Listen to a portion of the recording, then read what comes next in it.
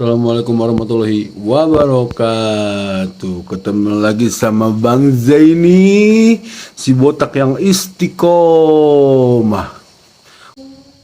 Kayaknya hari waktu ketiga hari kemarin tuh ternyata mak gue tuh sekarang tuh fans beratnya Pak Kiai. Wah, ngefans banget sama Pak Kiai.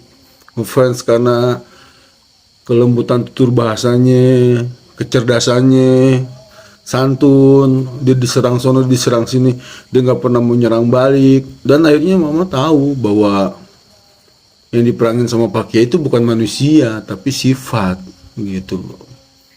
Akhirnya gue ngomong-ngomong sama mak gue, boleh nek jadi ntar bikin vlog tentang yang ngaco-ngaco ini gitu.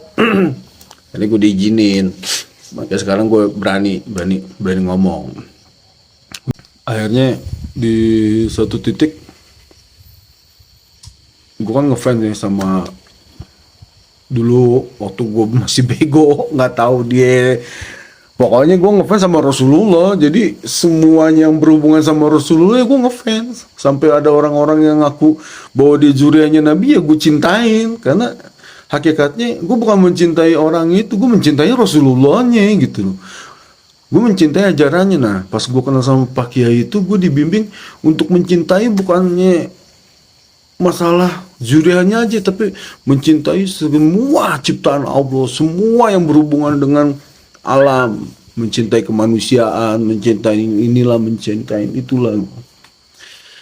Nah sekarang habis terakhir gue ketemu sama Pak Kiai, ternyata Pak Kiai waktu itu diserangkan sama, dipersekusi lah. Gue marah dong, wah gini. Akhirnya mama telepon, Victor jangan ikut-ikutan. Soalnya Victor di Garut tuh sendirian, Zaini di Garut tuh sendirian. Takut ada apa-apa. Iya mah, tenang aja. Ngikutin lagi gitu. Tapi lama-kelamaan, gue cuma bisa nyocotnya Pak Kiai komen, gue ikut komen. Pak Kiai komen, gue ikut komen. Pak Kiai komen, gue ikut komen gitu. Pak Kiai ngasih itu di Instagram, gue baru bisa komen. Bisa, aduh, gue lama-lama gregetan sama orang ini, beneran ya. Maaf aja ya, lu mau setuju mau nggak setuju sama pemikiran gue, ini gue lo ya yang berpikir. Gue dididik tuh sama orang tua gue tuh selalu berpikir buat sistematis, yang simpel gitu loh. Jadi kalau ada masalah gede tuh disimpelin, kalau ada masalah kecil ya kalau bisa jangan jadi masalah buat diri gue gitu loh. Sekarang kan masalahnya gini, pas Pak Kiai dipersekusi itu, ternyata ada orang dari Banten tuh kayak Imanuddin tuh bikin tesis. Ternyata nih Bani Alawi ini nih yang punya Robit Alawiyah nih ya, terputus anaknya di Imam Ubaidillah karena nggak diketemuin kitab nasabnya di abad keempat, abad kelima gitu. Baru adanya tuh di abad ke-10 gitu. Pengarangnya apa? Jadi polemik tuh ya. Ini bukan provokatif ya. Maksud gue gini loh, yang bener-bener bilang salah gitu loh. Sekarang gini, dia kan setiap ceramah tuh kalau ngomong, nih gue darah Rasulullah, gue cucu Nabi, gue begini, tapi ngomongnya, hei anjing, hei babi, hei anjing, hei babi, kamu menjual Al-Quran dengan murah untuk berdiri di depan pintu-pintu kekuasaan, pintu-pintu pejabat. Berarti kan kesian dianya gitu loh. Dia tuh sedang ngomongin kakek moyangnya dia dulu. Iya, yang waktu itu jadi mufti Betawi, ya gue nggak usah ngomongin lah. Dia kan yang bilang agresi militer ke Aceh, terus orang-orang Banten nggak boleh nyerang Belanda karena gurur. Waktu itu kan orang-orang Indonesia tuh kaya semua, tanahnya luas semua, dia hasil pertanian dia bebas jual kemana aja. Dengan adanya VOC, dia harus jual harga pertaniannya itu dengan harga yang ditentuin sama Belanda itu. Itu kan berarti kan pemerasan gitu, pemerasan ini. Sama deh yang waktu vlog gue dulu yang masalah tuyul tuh ya, kejadiannya sama lah kayak begitulah. Kejadiannya di tahun 18 berapa gitu. Akhirnya orang dari Sukabumi mau protes ke Belanda, nggak boleh, ini nggak boleh, itu nggak boleh. Terus keturunan dia ngomong begini, itu siasat perang. Karena dia itu sayang sama orang Indonesia, makanya dia pura-pura menjilat pemerintah. Kenapa nggak lu lakuin sekarang sama pemerintah yang sekarang? Pemerintahan sekarang lu anjing-anjingin, lu kata-katain, lu bego-begoin, lu bilang beginilah, lu bilang begitulah, lu memobilisasi umat lah, lu mobilisasi. Makanya itu logika, banyak yang cacat logika lah orang-orang itulah, banyak yang cacat-cacat pemikiran gitu loh. Makanya gue yakin, oh ternyata nih guru gue nih keren banget. Guru gue tuh memerangi hal-hal yang kayak begitu. Karena apa? Guru gue mah nggak pernah ngomong ngebela pemerintah. Pemerintah tuh udah kuat, punya senjata, punya militer, punya ini apa segala macam. Guru gue tuh Pak Kiai itu nggak mau ngebela yang ini, apalagi ngebela juratnya Rasulullah yang asli. Ya pasti menang lah yang asli lah. Pak Kiai itu ngebela umat yang bego kayak gue begini kan dulu kan bego. Akhirnya dibela sama dia jadi agak-agak ya lumayan pinter lah gitu loh. Sekarang akhirnya apa ya? Dibilang Wali Songo itu nggak ada keturunannya lah, dibilang inilah, dibilang itulah. Pokoknya nih, yang cucu Nabi asli nih, ya di grupnya Robita Alawiyah ini, itu yang asli, itu yang paling ternyata ya, ada beberapa orang di tes DNA tuh di Robita Alawiyah tuh ternyata masih memiliki gen orang Yahudi. Dan itu bisa ditemuin di Pulau Api di daerah Italia. Nah itu darahnya itu cocok sama gennya Al Capone, mafia tersadis yang pernah hidup di dunia. Al Capone, wajar aja kelakuannya kayak gitu. Unjang anjing, iya anak buahnya Al Capone, satu klan sama Al Capone. Iya, karena gue kan nggak pantas lah ulama ngomong begitulah, nyamain manusia sama anjing, nyamain manusia sama babi. Anjing kalau dikasih duit begini, ya berarti lu ngatain kakek moyang lu anjing lah. Kakek moyang lu kan digaji dulu sama Belanda. Akhirnya dia suruh beginilah, suruh begitulah. Terus kalau ada orang yang ngeberontak ke Belanda dibilang apa? Guru. Ada kok korespondensinya antara dia dengan Snog Gorgov. Iya masih ada kok data-datanya ini apa segala macam. Oh data-data. Oh kalau mau berdebat ya ada bukti validnya lah. Kalau mau berdebat sama orang kita udah pada pinter lah sekarang tuh. Google udah ada di mana-mana, ilmu gampang diakses. Emang zaman dulu kita kalau pengen pinter kita mesti ke Gramedia dulu, buka-buka buku baru jadi pinter. Kalau sekarang mah dibuka handphone lu jadi pinter. Oh ternyata ini loh, oh ternyata ini loh. Terkonfirmasi semua secara faktual. Maka dari itu ini bukti kecintaan gue sama guru gue. Terus akhirnya guru gue Gus Puat itu dibentur-benturin sama Abah Guru Sekumpul. Abah Guru Sekumpul dulu tuh sayang banget sama Habib. Abah Guru Sekumpul itu cinta banget sama Habaib. Abah Guru Sekumpul nggak begitu cara mikirnya. Abah Guru Sekumpul itu sayang banget sama Rasulullah. Abah Guru Sekumpul tuh hormat banget sama Rasulullah. Apapun yang berhubungan sama Rasulullah, pasti dia ngajarin kita tuh buat cinta sama zuriatnya Rasulullah. Abah tuh nih dia nanemin fundamentalnya doang, tapi kan ada kata-katanya Abah yang mesti lu tahu. Tapi harus waspada, harus waspada. Nah sekarang di waspada ini tugasnya Pak Kiai, ngejelasin hitam-hitam, putih-putih. Jangan lu ngebenturin Pak Kiai sama Guru Sekumpul. Dia mah itu udah satu kesatuan lah kalau menurut gua lah.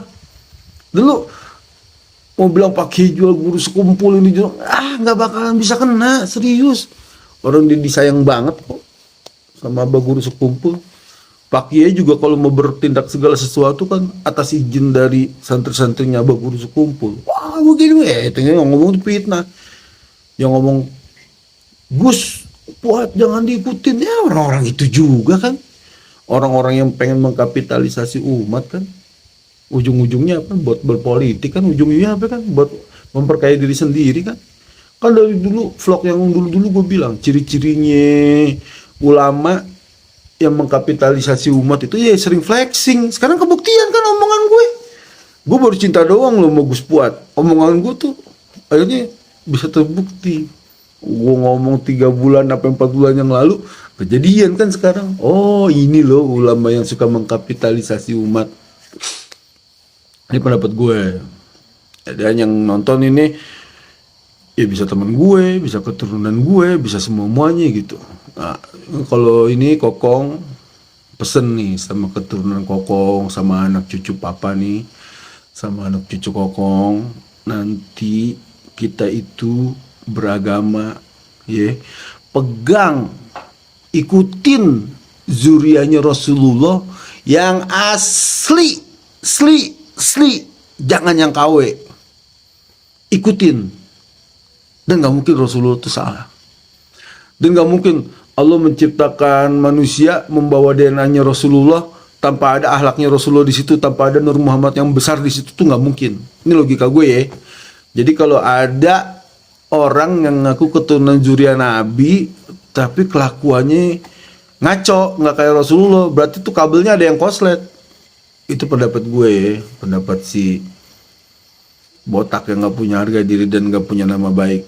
Maaf nih gue ngomong politik. Jadi gue juga ngajarin anak gue, cucu gue, teman-teman gue yang masih misalnya saudara-saudara gue. Marilah kita berpikir yang cerdas gitu loh. Sekarang kan gini, masalah ini ribut-ribut kayak begini tuh nggak mungkin bisa berlarut-larut panjang kayak begini. Entah digiring opininya apa, wah ini mau pilpres lah, mau inilah, mau itu. Masalah itu simple gitu loh. Kalau dia ngaku keturunan zuriatnya Rasulullah, tes DNA aja. Dan tes DNA itu nggak mungkin bisa diituin kok, valid kok. Itu kan semua DNA itu kan deoksiribonukleotida acid itu kan dia kan merekam jejak kromosom leluhurnya, itu pasti ketahuan gitu loh. Tes DNA aja selesai kan. Dulu ada kan Marga Shihab tuh, Najwa Shihab, DNA dites ternyata kan jauh, dia kan dari darahnya Nabi kan. Sekarang ada dari Kiai Genggong dites DNA ternyata benar dari keturunan Sayyidina Hasan, keturunan dari Sayyidina Husain. Dan emang beda sih ke hati ya, kalau gue lihat zuriat Nabi yang asli itu ke hati tuh adem gitu loh. Terus dia tuh nggak banyak cincong dan dia tuh menghargai banget, menghargai manusia banget. Gue juga berharap ya dengan cinta gue dengan Rasulullah ya, semoga nih keturunan gue, anak cucu gue jadi orang soleh dengan didampingin sama juriat-juriatnya Rasulullah. Itu aja sih, simple. Nah, mudah-mudahan aja anak cucu papa tuh, ini pesan dari Kokong nih, berpegang sama ulama-ulama.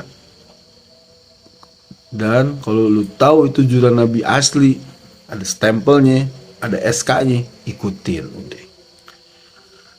Gampang sih ngebedain ulama bener apa enggak. Biasanya nih ya, kalau ulama duit ngomongnya tuh urusannya fikih terus. Fikih. Ini nggak boleh, itu nggak boleh, ini nggak boleh, itu nggak boleh, ini. Nanti kalau ini dosa, ini.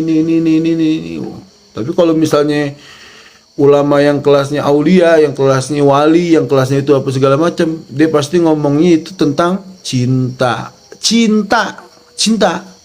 tentang memberi. Makanya kata Pak Kiai, ciri-ciri orang yang agamanya bener itu kalau ketemu orang gak ngajak sholat. Lu udah sholat belum? Pasti ngajak orang makan. Lu udah makan belum? Lu udah minum belum? Lu udah jajan belum? Lu punya duit gak? Entah kalau dia udah hatinya kebengbat, udah hatinya keambil sama kita sholat juga entah dia ngikutin sholat. Dia ngikutin sholat karena ngikutin kita.